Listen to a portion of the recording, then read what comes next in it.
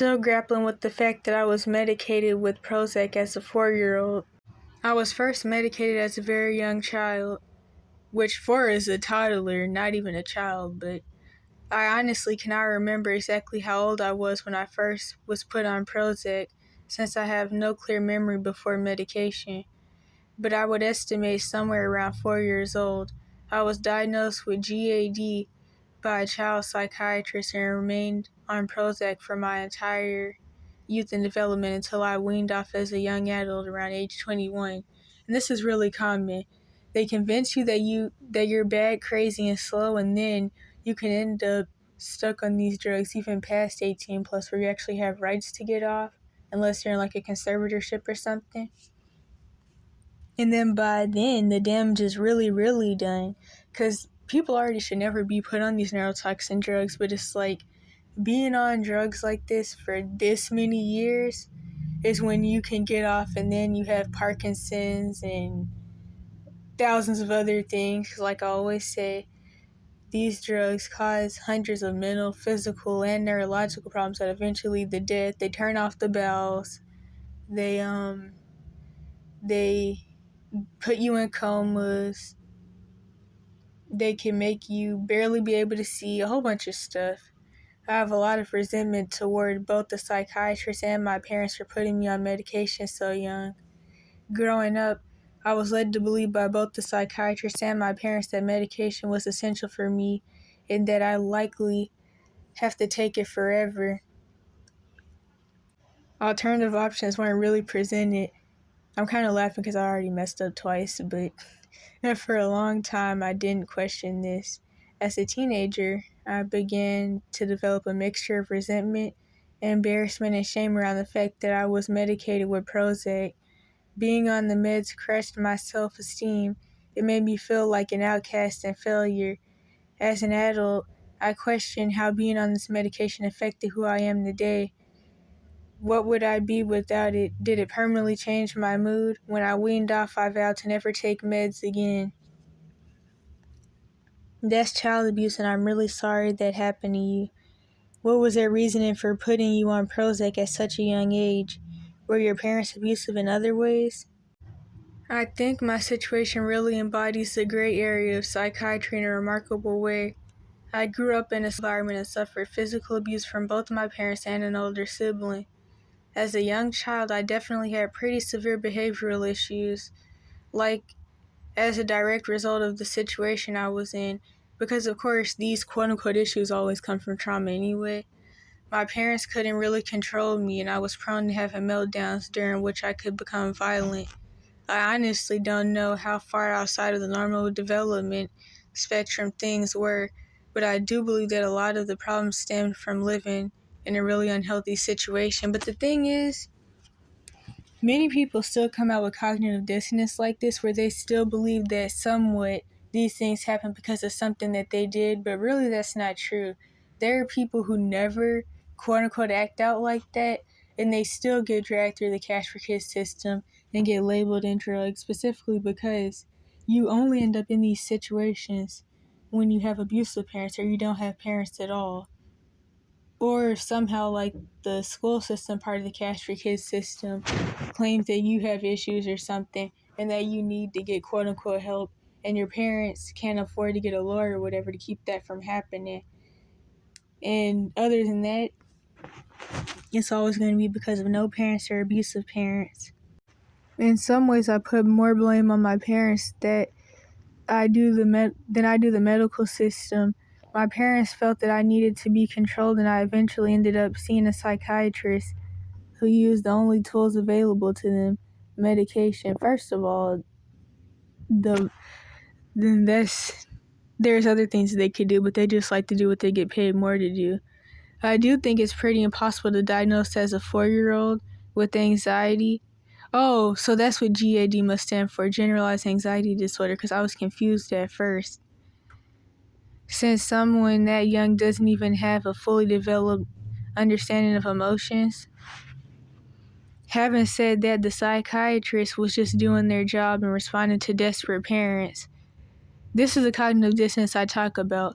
And I realized with help of others, like years ago, that I'm actually really lucky that I was able to figure out everything and understand everything that I did years and years ago. So that way, when it was time for me to escape my situation, or even if I wouldn't have escaped, I still knew what was going on. And I wasn't still going back and forth in my head with cognitive dissonance about whether things happened on purpose or whether it was an accident or whether it was my fault. Luckily, I got over all of that by 14, which most people don't. It either takes longer or they never do. So I'm definitely lucky because this person still has a lot of cognitive dissonance around this whole situation. Where was I? Where I do place blame on the psychiatrist was the rapid characterization that I needed to be on medication forever, for better or worse. Many of the issues I faced were somewhat alleviated by being medicated. Honestly, I'm surprised I got diagnosed with anxiety instead of ODD or something. Or, what's the other thing? ADHD.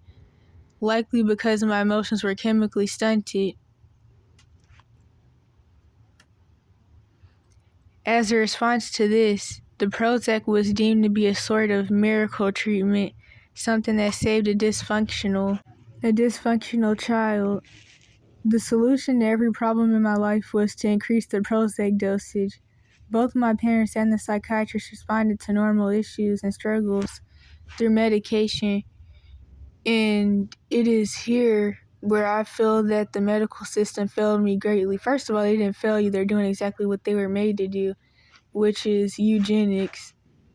But anyway, I was never given the chance to try to live without medication, something which I learned later in life was not only possible but highly preferable. My parents also loved having me on Prozac and did many things which are kind of staggering to even imagine. When I was super young, I couldn't even swallow pills and had to take liquid Prozac. That sounds nasty. My parents often had guests staying over and would give me the medication in front of them, explaining how I needed Prozac to function. That's how these things go, because these systems, if it wasn't for child abuse, they wouldn't even be there, and they run on Munchausen syndrome by proxy. They told all my teachers that I was highly anxious and took Prozac and forced me to wear a bracelet which said "takes Prozac" on it. Oh gosh. This reminds me of when my mom had did this what did it say? Autism awareness. She did this autism awareness costume type thing where she had the bracelets, the shirt, and some other things that I can't even really remember. And then it had the puzzle pieces on it, which people with the autism label who accept the label, like people in the autism community, don't even like the whole puzzle piece thing.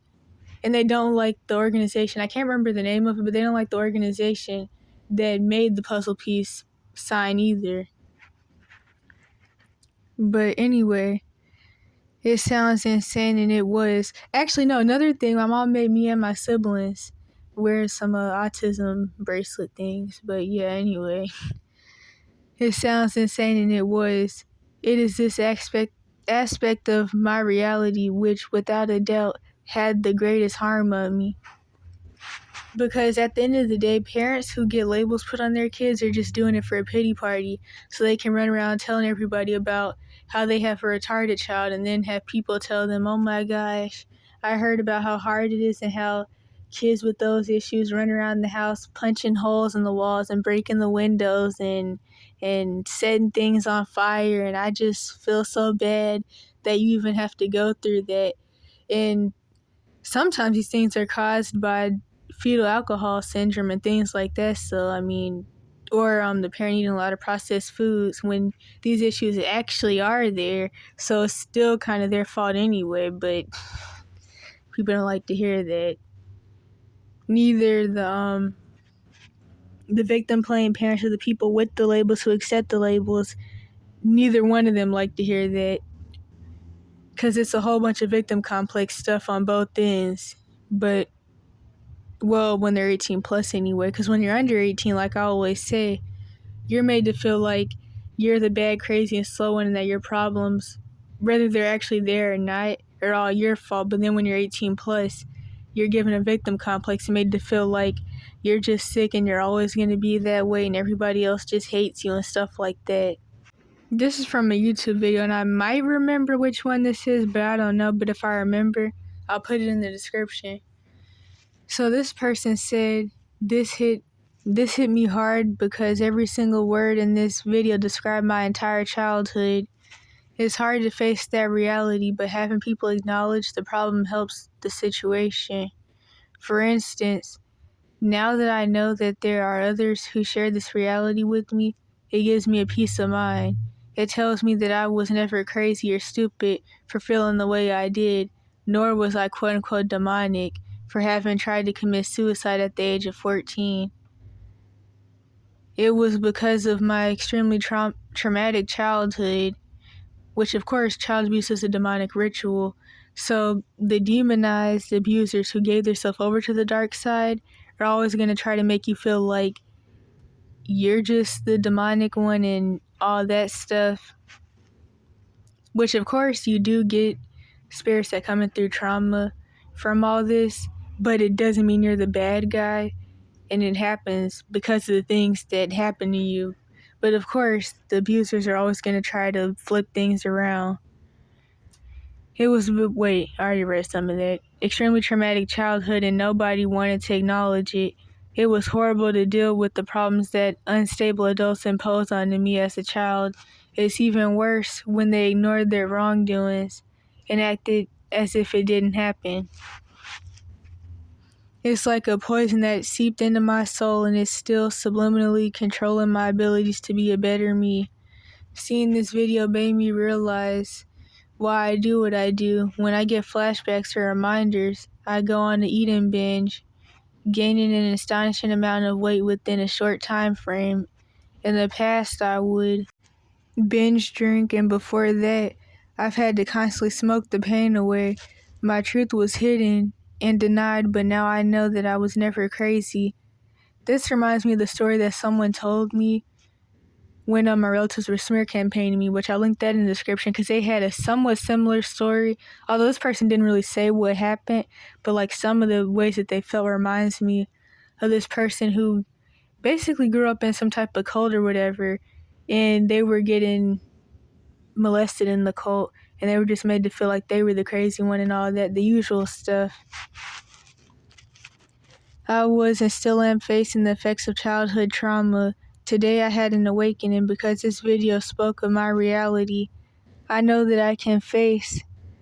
I am not alone and now I am aware. Thank you. Psychiatric disorders cannot be disproven. I noticed that if you argue against the legitimacy of diagnostic labels or question your diagnosis, the tendency is for others to see it as proof of what you were labeled with. This makes it effectively impossible for an individual to challenge anything they may be labeled with. Anxiety. Your anxiety wants you to believe there are things seriously wrong with your body, life, environment, etc. This is just cognitive distortions. Okay, so for my 5th try, one thing that I could go ahead and say that I should have said before I even started reading this is that, especially when you're in the Cash for Kids system part of the mental health system, there is no point in time where you actually sit down with a psychologist and have a real evaluation where you're like checking off boxes about your symptoms. And of course that would never happen because the system isn't there to actually see what's going on with you. They're there to work with your abusers to make money off of you. And then also another thing is that there are no real tests for any of these things anyway. That's why you can get an autism label when you're under 18 with the help of an abuser, but then when you go back to the doctor at 18 plus, like if you wanted to get disability, or even if you just wanted to put on paper at 18 plus and like you didn't have the previous paperwork, if you go sit down at a doctor's office and say you're trying to get autism put back on paper, on your own at 18 plus and it's not an abuser doing it so they can like do a pity party with it or whatever, the doctor is gonna call you a anxiety-ridden hypochondriac that just wants to act like you have things you don't, even though these problems really aren't even real, basically, a lot of them. And I'm trying to think of what else to say. I do this every video. I need to just focus on writing scripts beforehand. Oh yeah, I remember the last thing now. The last thing is that if there is anything to be anxious about, it's having a label, because once you have a label, or even if you like went through the trauma of the mental health system or the Cash for Kids system in general, and you like had to live the life of having labels, you become anxious because you're having to watch everything you say, watch everything you do, be scared to say certain things, be scared to admit how you feel, be scared to laugh, be scared to cry, be scared to walk a certain way because you're worrying about if what you're doing makes you look like you're bad, crazy, and slow. So, like, I remember there was this one point where I was really monitoring my walking. Used a lot of medical gaslighting. So it's really a label to make somebody feel like everything still even is all in their head and like about stuff. And so like when I'm walking, is actually I would just start thinking, am I walking like I'm retarded right now? And stuff like that. So if anything is something to be anxious about, it's having a label. And then I remember when I was doing the evidence channel thing, there was this point in time where I was just in constant pain. Like, I mean, I'm still like, my health is still kind of whatever, but it's definitely not as bad as it was when I was in my situation. So there was this point in time where I was having like all types of pelvic issues, and so I would have pain to the point where I couldn't even really walk. And then this was the point in time where my mom had got me put in that Jim Crow era special ed self-confined thing, which that's a long story. But due to the pelvic pain, which was really, really bad, like sitting would hurt, walking would hurt. I could barely even really move my legs to even walk because of all the pain I was having. I still don't even know what was going on. I think it was mold toxicity, but honestly, I never got to find out. But I remember I was really worried because I was like, my mom's already telling all these different lies about me. And I was like, what if me barely being able to walk and me walking funny is used to, like, as some type of symptom of something and to say that I'm retarded or whatever. Lo and behold, I made that video, and then like a few months later or whatever, I found out that the staff had actually asked my mom if the way I walked had something to do with my quote-unquote disability. The staff at the Jim Crow era racial specialist self-confined thing that I was in as a punishment. Which, like I said, that's a long story, and I don't even want to go into all of that. Because, I mean, I had to figure out what in the world was even going on as the situation unfolded. I didn't even know what was happening before or during me getting put in that thing by my mom. But yeah, so that was it. Depression. You don't believe you deserve help. You're oh my gosh. You're purposely harming yourself by avoiding help. Psychotic disorders, schizophrenia, schizoaffective, etc. You questioning the science and the authorities is a symptom of your illness. You have an inability to understand your illness, autism, focusing on details, refusing to recognize hierarchy, and being very interested in a social justice topic or autistic traits. Honestly, it almost sounds like describing people in left-right mind hurting, to be honest. You weren't diagnosed in childhood because society was less aware of it. Or you were diagnosed in childhood, but you can't get diagnosed again in adulthood. Like, I've heard a story of this lady who was definitely playing victim on the internet, because it's like She said she wanted advice, but then she cursed me out when I gave her some advice about escaping her abuse situation. But anyway, to get back to the point, because I'm going on a tangent, she was diagnosed in childhood with autism, but she was never told that, and she had finally got told or found the paperwork or something when she got older. And so she tried to get the label put on paper again for herself in adulthood because she was trying to get in the, I don't know, she was trying to use it for something. But the doctors told her that she seemed fine and normal, and she looked normal. Because there's no real test for any of this stuff anyway. But yeah. ADHD. Not everyone with ADHD is the hyperactive boy stereotype, or the quote-unquote bad black boy, who can present as insert whatever unusual behavior here. Ditto the autism part about it being missed in childhood. I don't know what the word ditto means. This kind of circular reasoning makes it impossible to refute a diagnosis directly. The only way to escape such labels seems to be to get away from the psych industry and live life on your own terms, independently of such individuals. I know this is much easier said than done for most. Basically reject pathologi- patholo- pathologi- pathologization of behavior and accept yourself for your differences, vulnerabilities, etc.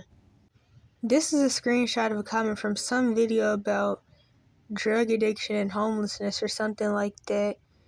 What I found interesting is that all the comments were posted by Russian bots at like the same time, which I find funny because they're observing America and how America's like been falling apart.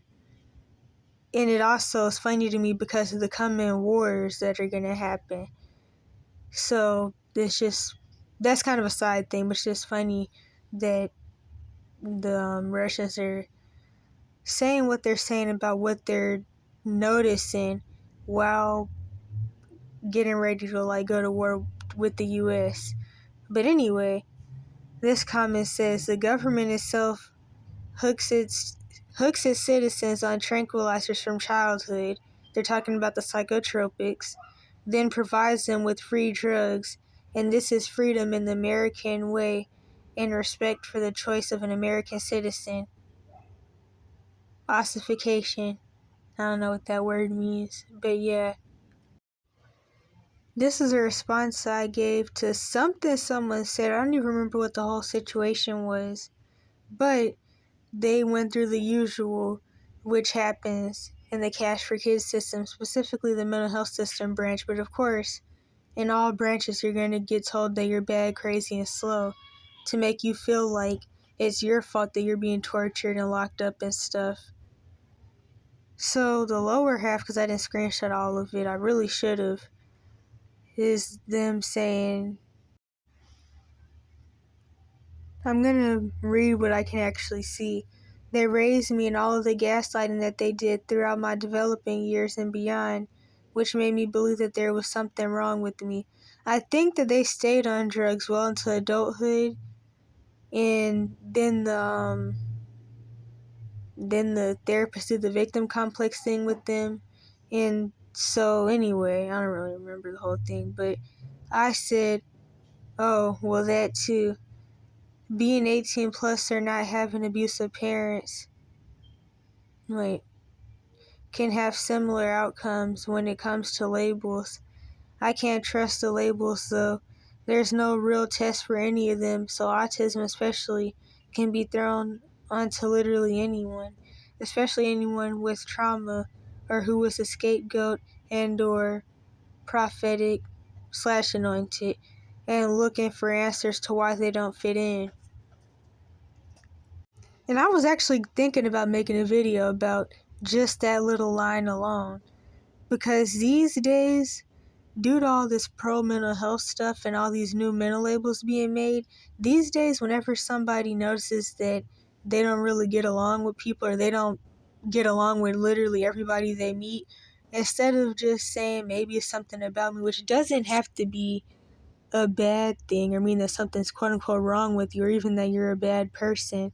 It could be the prophetic / anointed thing, or it could just be something else. It doesn't have to be that either.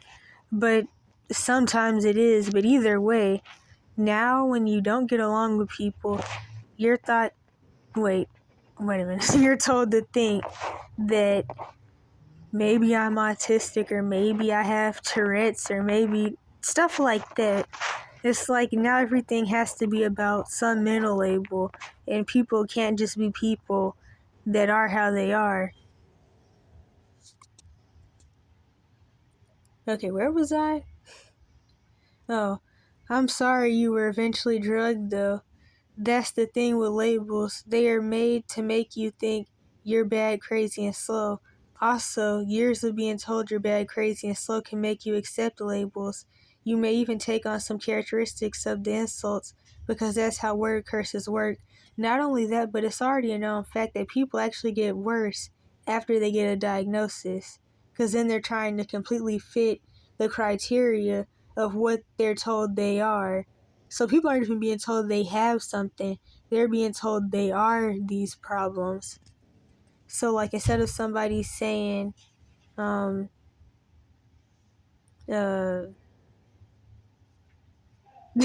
don't even know. I can't think of an example right now.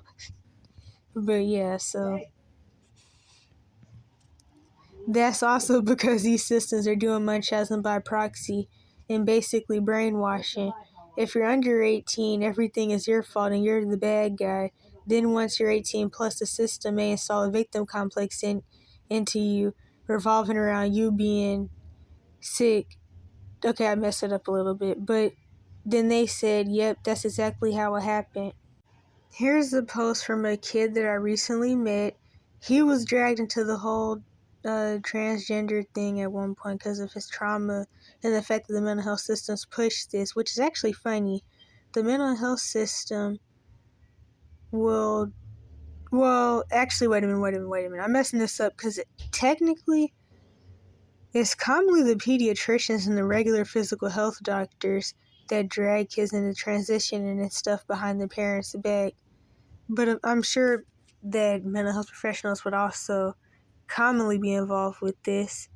But I've seen pediatricians and stuff more so doing this. But either way, it's funny that this kid is in this situation where the mental health system or the medical systems work with his abusers against him to make their money off of child abuse, but will also manipulate him by making it feel like they're somewhat on his side by convincing him to transition, which he even had told me about how there's people on Twitter who are selling these hormone things to kids and that they sell them to anybody, and then it has a whole bunch of the containers have a whole bunch of illicit little sexual remarks on, illicit pedophilic sexual remarks on them. The containers that the hormones come in when they buy them. But anyway, just want to throw that part in there. And when I was reading this really reminded me of the post that I used to make when I was 14 and I was still piecing everything together after somebody from my Part 1 Abuse Evidence channel had advised me to even get on Reddit because they told me about how there were support groups there. So I was just like, I could have made this post. This literally looks like something that I would have made or did make back in the day. Which wasn't really, honestly, was it that long ago? I don't even know, but how abused kids / teenagers are screwed by the system. Abusive parents can weaponize the mental health system and use Munchausen syndrome by proxy and able to control you, meaning they will abuse you.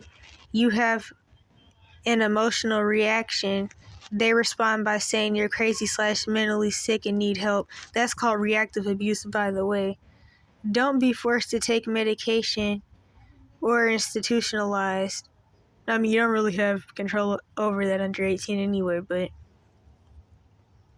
you will come out of this system with more trauma. You really will.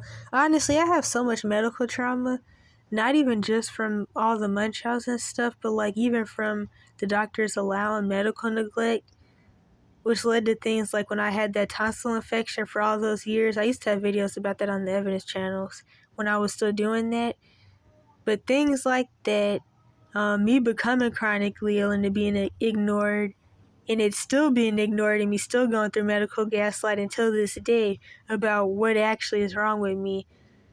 And honestly, I feel like if it wasn't for the medical system, I probably wouldn't even be chronically ill anyway. But yeah, so the troubled teen industry is very much alive today. This includes CPS, Cash for Kids, which a lot of people refer to that as a government abuse cult or a trafficking organization, because it is.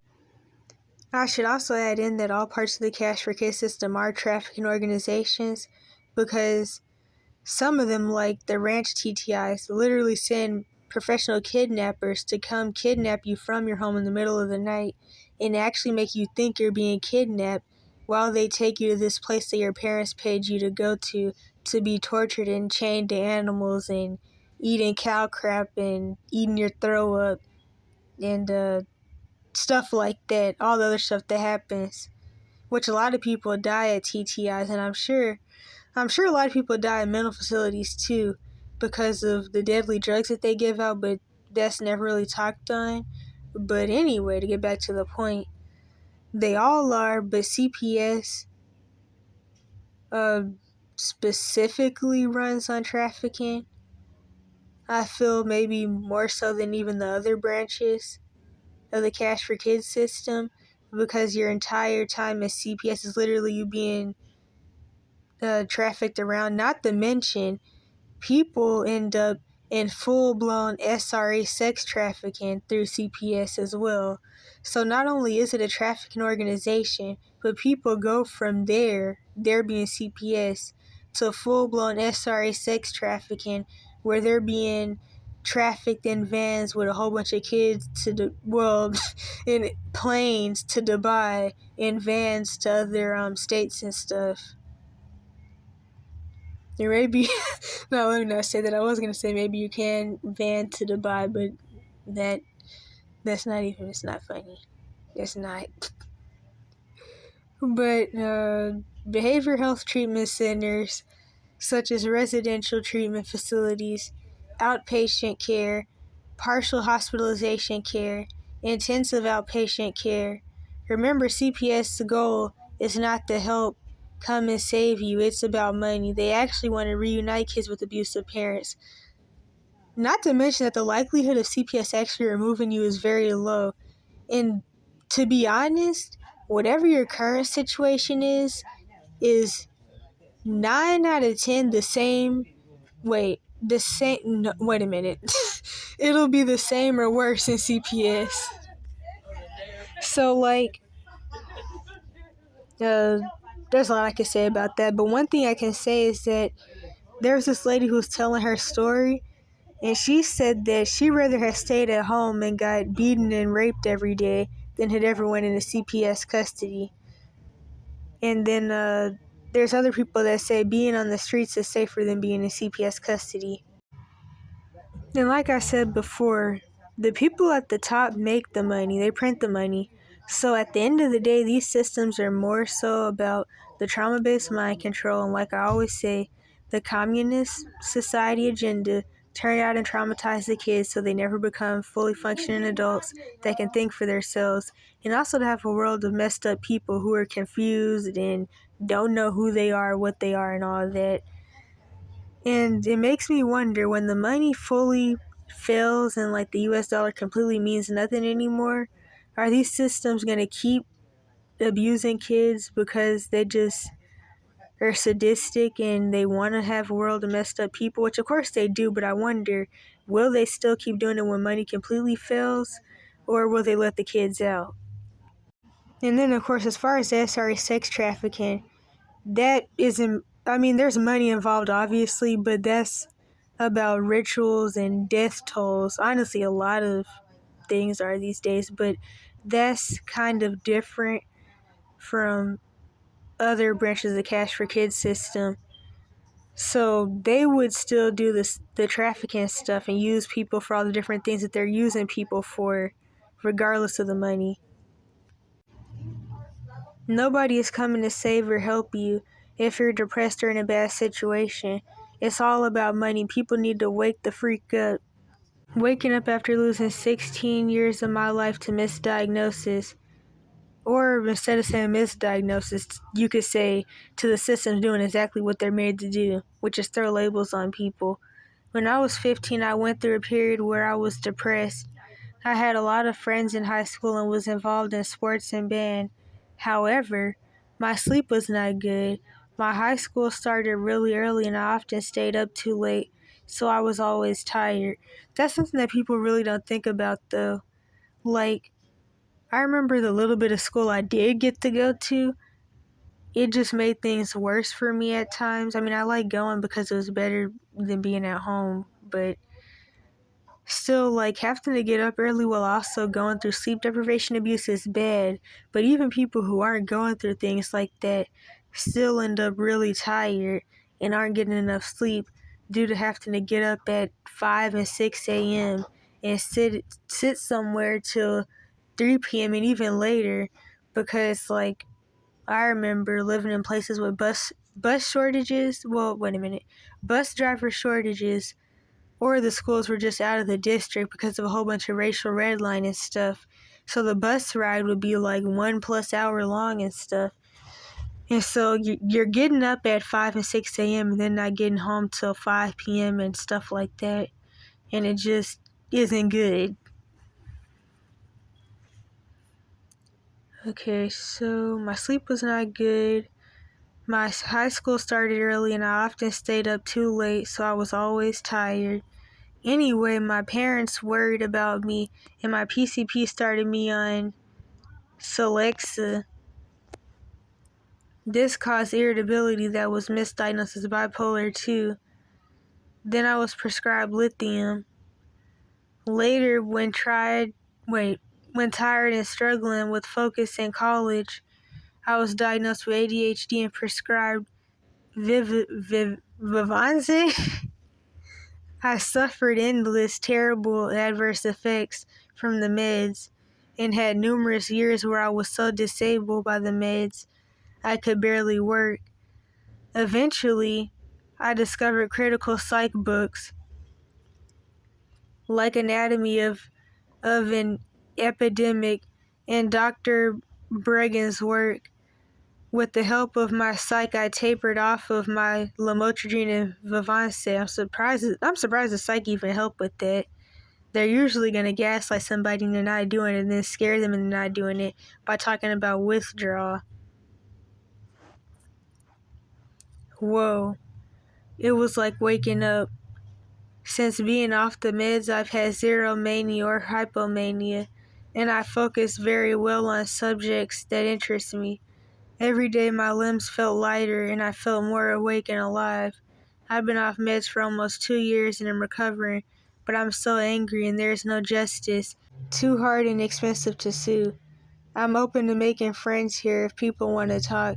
Also, has anyone made a fundraiser to get back on their feet financially? It's just not going to happen. Oh yeah, I should say that the reason I screenshotted this is because some of their story made me think about how all the surrounding people react when they see somebody in a bad situation, or just when they see an abused kid in general, which is why abused kids will usually say, I wish somebody cared. You're not going to hear somebody say, I wish people knew, unless they have really bad cognitive dissonance, which you'll find out if they do or not, along with other things that they're going to say, which kind of take accountability away from other people and blame themselves. But anyway, my dad was a pedo, my mother is a nut. I had no friends because no one wanted their kid to talk to the molested kid. I was never removed, which going into CPS would have been the same or worse. My parents just separated. I am socially stunted to this day. My body is covered in scars. That's a really common thing though. I've seen people who are missing a nipple. They have scars all over their back, all over their legs, front and back, head to toe, scar on their forehead, and scars all over their face. And people go to school like this. Actually, my dad had a girlfriend once that would go to school with broken legs, which I actually seen someone had that experience personally. I don't really think that came out right, but I've seen that before in person.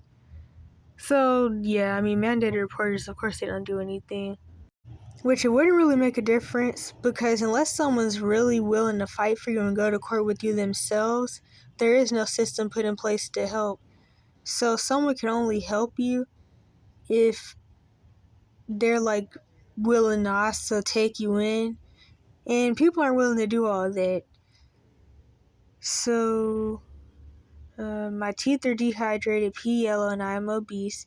I am 22. I have only ever had fast food jobs. There are extremely few people in the world that would miss me. I don't have hobbies anymore. My mental health pretty much ceased being functional.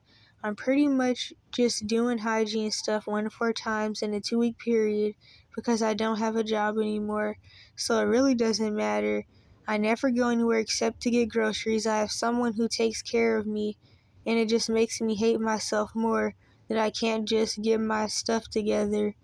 I try to hide it, but everything scares me. I have PTSD. I literally just can't function anymore. Oh dang, I'm having flashbacks. I spend a minimum of 15% of a day thinking about traumatic stuff because I can't help it. I hate everything. This just isn't the version of my life where I live past this year. This is kind of just a screenshot I threw in here from a Dr. Bobby Price video about parasites or gut health in general or something. And so this kind of goes along with the physical causes of mental illness when it actually is a physical thing, which technically just means your physical health is bad, so it's like messing with your own brain or whatever. But anyway, as a therapist, I can't tell you how often clients are complaining about brain fog and trouble sleeping these days. I think a mental health professional I think as a mental health professional, we need to consider ruling out gut health, which of course they never do because their job is to push along a whole bunch of pseudoscience and make money off of drugging people. Gut health, parasites, processed food diets, etc., which even regular physical health doctors aren't even going to focus on things like that because they're not there to actually treat and cure issues. They're there to medicate symptoms or whatever, as the cause of some of the mental health problems we're having today in America. And honestly, I still feel like the physical side is still pretty rare in that most mental health is still going to be revolving around trauma and dehumanization and even stuff related to just living a modern life and how detached people are. And also a lot of the social conditioning, like with the feminine thug persona and all the other bullcrap pushed in the media that'll have people losing their mind from promiscuity and a whole bunch of other messed up stuff that shouldn't be promoted. This is just breaking down the different psych drugs, which keep in mind all pharmacy is bad, and psych drugs and street drugs are the same thing, but the psych drugs are actually more dangerous, and more Americans die from psych drugs than illegal drugs, or at least drugs that are quote-unquote illegal in certain places, revolving around redlining and beside story. I'm going to put this video in the description. It's a dude that's homeless talking about different stuff with homelessness. He even goes into how a lot of people end up out there pretty much going back to childhood trauma or just having bad families in general, even past childhood. So the first comment says, "Do I get paid to be in this documentary? This POC is so entitled." So, first of all, the term people of color is an oxymoron, but nobody's gonna like that truth. And then the fact that people think that nobody should be getting paid to be in these quote-unquote documentaries is also really messed up. I mean, think about it. Someone is running around recording people in bad situations, which recording homeless people is literally becoming like a job now, with all the YouTubers who are specifically running around not just recording homeless people, but recording people in different bad, messed up situations and environments. Like, recording homeless people is almost a part of the homeless industrial complex at this point, because it's kind of going hand in hand if this is making sense. If someone was to come to the person who made this comment and claim that they wanted to record them and hear their story for a documentary, I'm sure that they want to get paid too. Then the last comment is talking about the dude who was mainly being recorded the whole video, and they're saying he likes being a homeless addict. But honestly, what I got from what he said is that he felt lonely and like he wasn't living life. Well, not even he wasn't living life. He felt like he was just sitting up in the house doing nothing alone. And so he'd rather be outside because he actually gets to interact with people and be around people. And it's not like being alone with your own thoughts and your own feelings is what he was saying. But of course, people with no empathy and no real I don't know, emotional intelligence, I don't even know what to call it, but people who don't have that aren't going to get that. And I honestly could get what he means. When you have a house, you do spend most of your time sitting in the house doing nothing, staring at the walls or watching TV. Although I stopped watching TV at 10, but a lot of people do. So that's what they're spending most of their time doing. So I could get what he means. And then, of course, with the loneliness thing, although I didn't even like talking to people in quote-unquote functionist society, so I'm definitely not going to be trying to be buddy-buddy with people out here. But since he's kind of already into some of that stereotypical street lifestyle, I can understand why he would want to be buddy-buddy with those people. So that's a no for me.